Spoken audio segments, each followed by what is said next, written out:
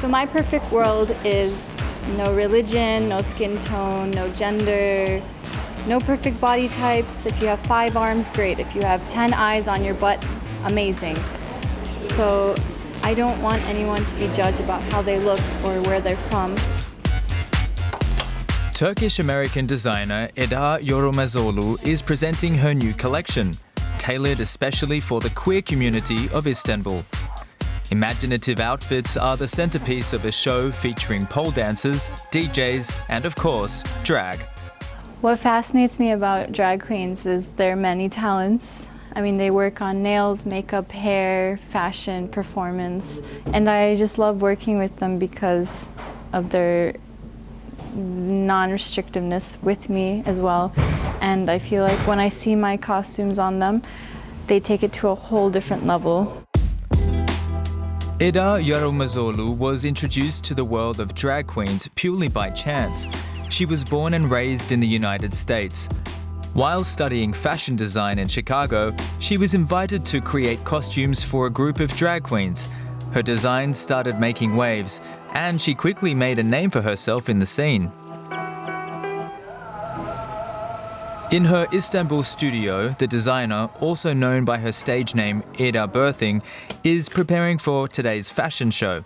When the 2020 pandemic froze international travel, she was left stranded in Turkey's biggest city. So she decided to stay in the country and build a life here.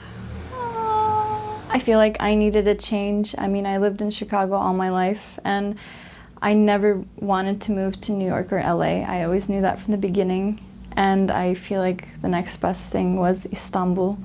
And I feel like I like that every day is kind of an adventure and comes with its challenges, and I'm okay with that. Her talents don't stop at designing costumes though. She even performs on stage herself under the title Mother Creature. So far, she has designed over 200 costumes and creatures. But in Istanbul, she can't give free rein to her creativity the way she was accustomed to before.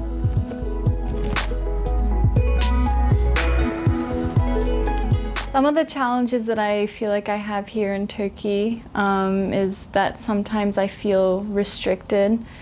In America, I felt more comfortable going out in a creature or one of my garments more freely, and now I feel like sometimes unsafe or uncomfortable. So I'm still trying to work out how I can break that barrier, but I think it's going to take some time.